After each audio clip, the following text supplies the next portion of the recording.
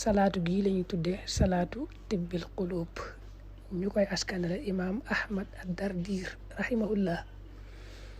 moom nag ni ñu ko waxee salaatu gu am solo la ci saafara tawati xol, maanaam leeral xol ak faj wéré di yaram.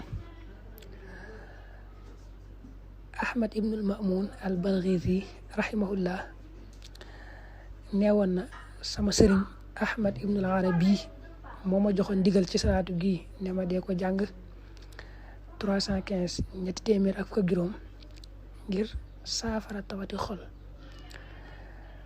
ma laaj ko ne ko ndax dangaa jublu tawati xol ci zahir, maanaam jàngoro ju nekk ci sa xol, wala xol boo xam ne daa tilim nga bëgg mu leer ba ma nekk boroomam. mu ne ma innaha tubarri'u min al jamii, lépp lay saafara.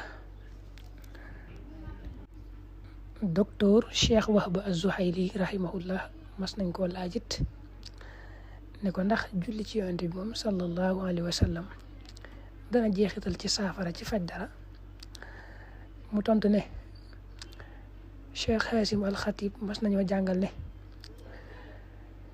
koo xam ne dara da koy metti mu jël ab loxoom teg ko ci ab lexam daal di jàng salaatu gii di salaatu tibbil qulub fukki yoon, tifli ko fa muy mettee, loolu dana saafarawu.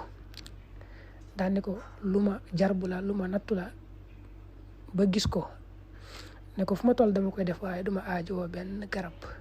ne ko wa hada mujarrab wa ana af'alu dhalika wala ahtaaju ila dawa. boroo xam dañuy wax nag ne lim biñ ko jàng bi gën a siiw mooy téeméer ci suba ginnaaw boo jullee fajar ba noppi, ak téeméer diggante takkusaan ak timis, muy suba ngoon rek. lim boobu nee nañu am na solo lool ci faj tawati xol, maanaam ci leeral xol ak faj wér di yaram ci koko taqoo. nee nañu it ku ko jàng ci anam gii am na solo lool ci faj wér di tawati xol ak tawati yaram, am na solo lool. nee nañu mooy da ngay jiital Fatiha juróom-ñaari yoon teg ci ayatu shifa yi, mooy wa yashfi sudura xawmi muminin ci suratu tawba, ak yaa ayyuhan naas qad jaatkum maw'idatun min rabbikum wa shifaa'un lima fi sudur ci suratu yunus, ak yaxruju min butuniha sharabun muxtalifun alwaanu fihi shifaa'un linnaas ci suratu nahl, ak wa nunazzilu min alqur'ani ma huwa shifaa'un wa rahmatun lil mu'minin ci suratu isra, ak wa idha maridtu fa huwa yashfini ci suratu shu'ara, ak qul huwa lilladina amanu hudan wa shifaa ci suratu fussilat. nga doon cee teg salaatu gi nag nga xam ne da ngay def Faatiha juróom-ñaari yoon, ayatu shifa yi ma tudd nga def ko juróom-ñaari yoon, teg salaatu juróom-ñaari yoon. kooku nee nañ moom boo ko jàngee ci tawat moom mu daal di saafaraw bi idnillah.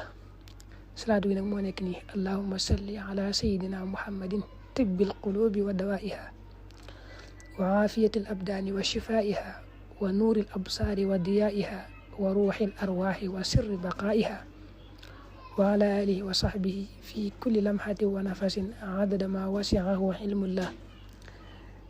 tuy ma tudd ci biir te ñu wax ci nag kenn ku ci nekk ku baax la, dañuy bañ a guddal di wax jaar-jaaram ak yi ngëneelam, waaye kum ci doon rek ku baax la. rawatina Ahmad ad-Dardir mi nga xam ne moom lañ koy askanale, maanaam moo njëkk a wax salaatu gi.